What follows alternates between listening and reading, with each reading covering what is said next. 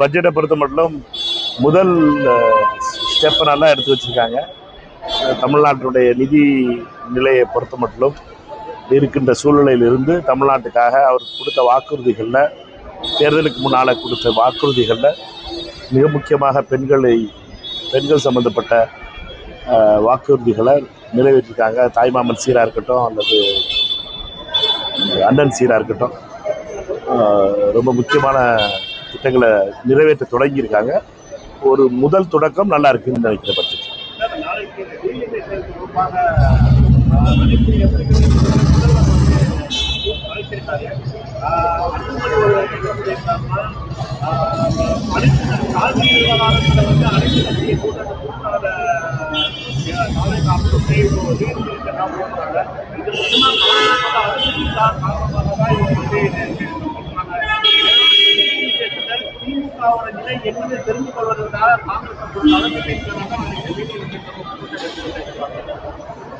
முதல்ல ஒன்று என்னன்னா, காங்கிரஸை பொறுத்த மட்டும் அழுத்தம் கொடுக்குற கட்சி கிடையாது. எங்களை பொறுத்த மட்டும் நாங்கள் ஒன்றும் அழுத்தம் கொடுக்கல, ஒன்றும் கொடுக்கல. அவருக்கு அழுத்தம் இருக்கலாம், பாஜக இருந்து மோடிஜிட்ட இருந்து அழுத்தம் இருக்கலாம் அவருக்கு. அவர் டீலிமிட்டேஷன் அவர் பாஜக கொண்டு வர்றத, மோடி சொல்கிறத, அமித்ஷா கொண்டு வர்றத திரு அன்புமணி ஆதரிப்பாரான்னு நீங்கள் கேள்வி கேட்டிருக்கணும். கேள்வி கேட்டீங்கன்னு தெரியல. அடுத்து வந்தாருன்னா கேள்வி கேளுங்க அவர்கிட்ட. மோடிஜியும் கொண்டு வர இந்த டீலிமிட்டேஷனை தமிழ்நாட்டுக்கு இந்த ஏமாற்று வேலையை டீலிமிட்டேஷன் ஆக்ட் மூலமாக கொண்டு தமிழ்நாட்டினுடைய உரிமைகளை பறிக்கிறதுக்காகவும் குறைப்பதற்காகவும் செய்ய போகிற இந்த சதியை எதிர்த்து பேசாத சில கட்சிகளில் மிக முக்கியமான கட்சி டாக்டர் அன்புமணி அவர்களுடைய கட்சி. அதனால் அவர் முதல்ல அதை பற்றி சொல்லட்டும். நம்ம எல்லாருக்கும் தெரியும், தமிழக முதலமைச்சர் திரு விஜய் அவர்களை பொறுத்த மட்டும் யார் அவரை அழுத்தம் கொடுத்ததுலாம் ஒன்றும் பண்ணிட முடியாது. அவரை பொறுத்த மட்டும் எந்த ஒரு அழுத்தத்துக்கும் ஆளாகாதவர். அவரை பொறுத்த மட்டும் மிக தெளிவாக இந்த முடிவு எடுத்திருக்கிறார். அனைத்து கட்சிகளையும் கூட்டி ஒரு கூட்டணி கட்சியை மட்டும் ஒரு கூட்டலை நினச்சிருந்தா கூட்டணி கட்சிகளை மட்டும் காங்கிரஸ், கம்யூனிஸ்ட் கட்சிகள், மார்க்சிஸ்ட், பிசிகே மற்றும் மறுமலர்ச்சி திராவிட முன்னேற்ற கழகம், இந்த 21 நாடாளுமன்ற உறுப்பினர்கள் மட்டும் அழைச்சிருக்கலாம். ஆனால் அவர் முதலமைச்சராக ஏறக்குறைய நான் 12 வருஷமாக நாடாளுமன்ற உறுப்பினராக இருக்கேன். இதுவரைக்கும் அனைத்து கட்சி நாடாளுமன்ற உறுப்பினர்களை எந்த முதலமைச்சரும் கூட்டினது கூட்டி அனைத்து அவங்களுடைய கட்சி நாடாளுமன்ற உறுப்பினர்களை கூட்டி ஒரு கருத்து கேட்டிருக்காங்க. ஆனால் முதல் முறையாக அனைத்து கட்சி நாடாளுமன்ற உறுப்பினர்களையும் கூப்பிட்டு ஒரு விஷயத்தை பற்றி விவாதிக்கணும் அப்படின்னு சொல்கிறது ஒரு நல்ல பிகினிங், இது நல்ல துவக்கம். என்னை பொறுத்த வரைக்கும் பல மாநிலங்களில் நடக்கிற ஒரு மிக முக்கியமான நிகழ்வு. அதை திரு அன்புமணி கொச்சைப்படுத்துவது என்பது உண்மையிலேயே ரொம்ப வருத்தமான விஷயம்.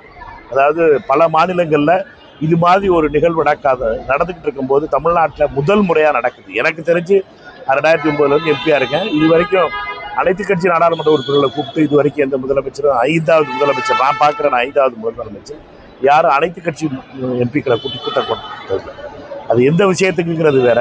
ஆனால் டீலிமிட்டேஷன்ங்கிறது மிக மிக முக்கியமானது. தமிழ்நாட்டினுடைய வருங்காலம் சம்பந்தப்பட்டது.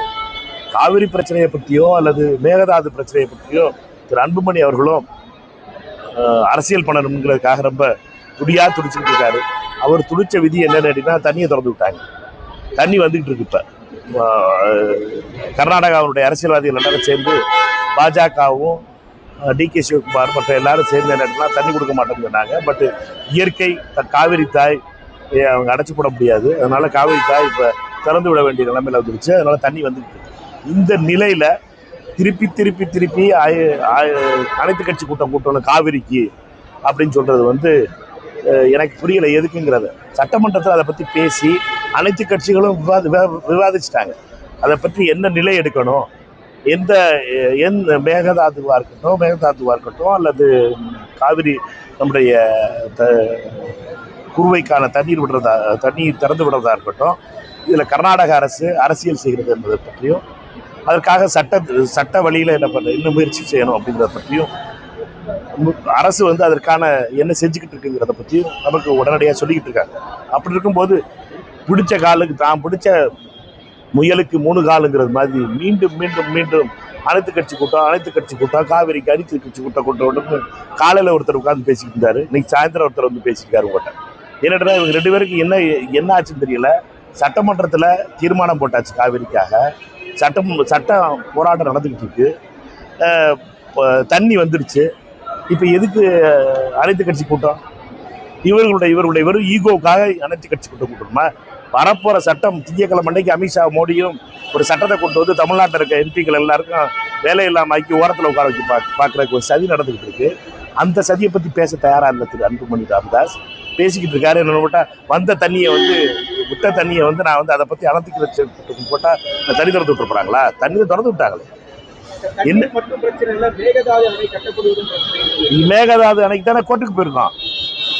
கோர்ட்டில் போய் நம்மளை பொறுத்த வரைக்கும் அவர் சொல்ல வேண்டியதே என்னட்டா, அவர் ஆதரிச்சுக்கிட்டு இருக்க மத்திய அரசு, மோடி அரசு நினைச்சா தான் அந்த அணையை கட்ட முடியும். நான் தான் முதல்ல சொல்லிட்டு போனேன், உங்கள்கிட்ட தான் சொல்லிட்டு போனேன்னு நினைக்கிறேன்.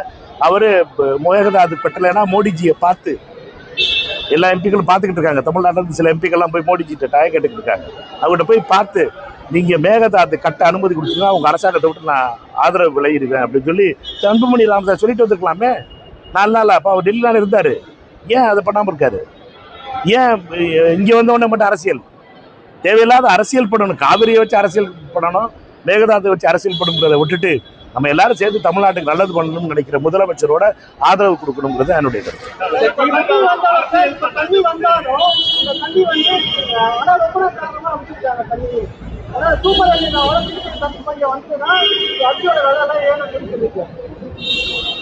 முதல்ல தண்ணி வரட்டும்.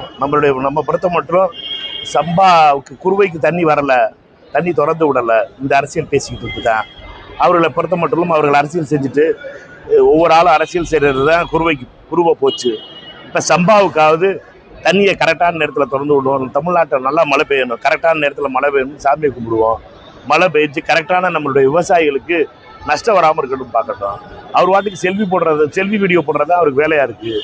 அவரை போய் நம்ம பாட்டுக்கு அவர் சொல்கிறதுக்கெல்லாம் நீங்கள் யோசிச்சுட்டு பேசிக்கிட்டு இருந்தீங்கன்னா விவசாயிகள் கஷ்டப்பட போகிறது கடைசியாக விவசாயிகளாக தான் இருக்கும்.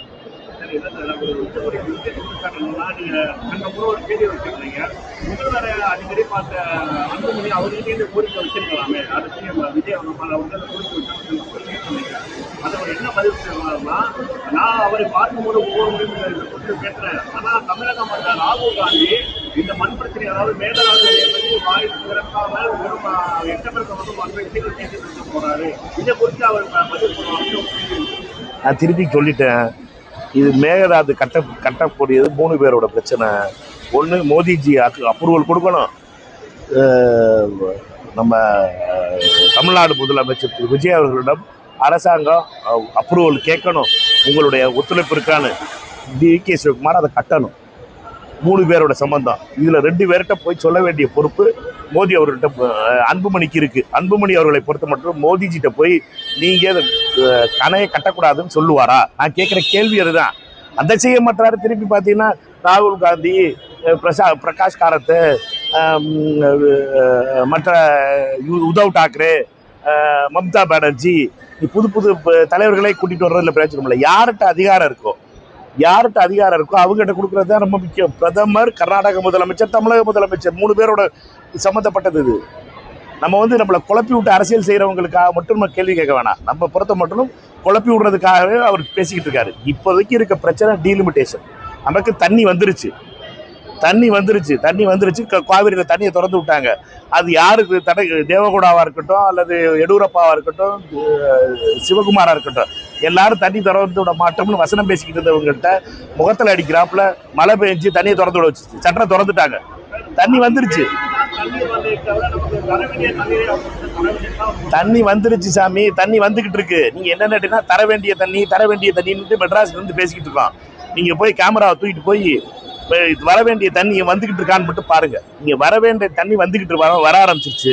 நம்மை பொறுத்த மட்டும் இதுல இருந்து உங்களை பிடிச்ச காலுக்கு நம்ம என்னடா பழைய அந்த படம் பார்த்தப்பல தான் நான் பேசின பேச்சு கரெக்டாக இருக்கணும் அப்படிங்கிறதுக்காக திருப்பி அதே பேச்சு பேசிக்கிட்டு தண்ணி தான் வந்துருச்சேப்பா, போய் போராட்டம் பண்ணீங்க, போய் வீடியோ போட்டீங்க, அந்த டேங்க்ல இவ்வளவுதான் இருக்கு போய் வீடியோ போடுங்க, தண்ணி வந்து வர ஆரம்பிச்சிருச்சுல.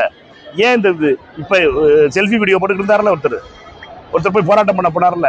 இங்கே ரொம்ப முக்கியமானது தண்ணி வந்துருச்சு. காவிரிக்கு தண்ணீர் வந்துருச்சு சாமிகளா. அந்த பக்கம் கிழிச்சு ஒன்னாப்புல திருப்பி திருப்பி அதே பேசிக்கிட்டு இருக்கேன். அந்த படத்துல ஒரு படத்துல பேசிக்கிட்டு இருப்பாப்ல, முதல்ல இருந்து திருப்பி திருப்பி பேசிட்டு இருப்பாப்ல, அந்த கதையா இருக்குது. சரி, இப்போ அதிமுகவும் திமுகவும் எங்களுடைய திட்டங்களை பெயர் மாற்றிதான் தாவேகா அறிவிக்குது, அதுதான் இந்த ஆட்சியுடைய மாற்றம் அப்படின்னு சொல்றாங்க.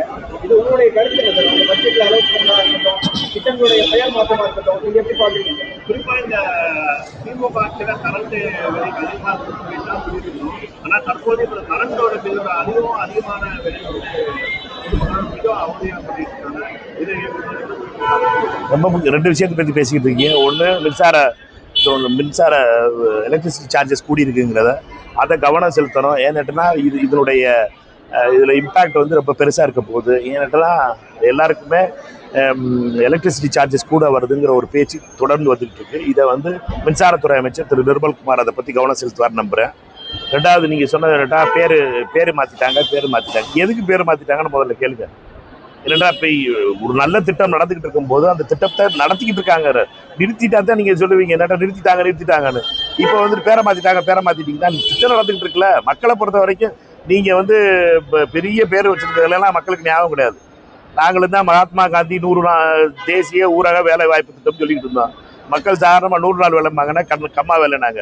அவங்கள பொறுத்த வரைக்கும் வேலை கிடைக்கணும். இப்போ வேலை கிடைக்கலன்னா கம்மா வேலை கிடைக்கலன்னு சொல்ல போகிறாங்க. இப்போ ஜிஜாராம் என்னமோ பேர் வச்சுருந்தாங்க பிஜேபிக்காரங்க. மக்களை பொறுத்த வரைக்கும் வேலை கிடைக்கலன்னு சொல்ல போகிறாங்க. நம்ம பொறுத்தவரைக்கும் பெயர் முக்கியம் இல்லை, வேலை முக்கியம். தொடர்ச்சியா பாஜக அதாவது செங்கோல் அவர்கள் வந்து பாராளுமன்றம் எடுத்துடும் போது கடுமையான விமர்சனம் பண்ணோம். தற்போது இந்த பட்ஜெட் தாக்கலப்போ மத்திய விஷ்ணு அவர்கள் வந்து பார்த்தீங்கன்னா இந்த சேவை அந்த விஷயங்கள்லாம் வந்து சர்ச்சை இருக்கு. இதே நாளைக்கு மத்தியில் பாஜக பட்ஜெட் தாக்கல் செய்யும் பொழுது நிதியமைச்சர் நிர்மலா சீதாராமன் ராமர்கிரியோ பகவத்கீதையோ கொண்டு வரும்போது பார்த்துக்குருவோம்ப்பா. நீங்கள் வரும்போது பார்த்துக்கலாம். மீசை முளைக்கிறதுக்கு முன்னாடி அத்தை மாமான்னு சொல்லிட்டு இருந்தோம்னா நல்லா இருக்காது. மீசையெல்லாம் முளைக்கட்டும்.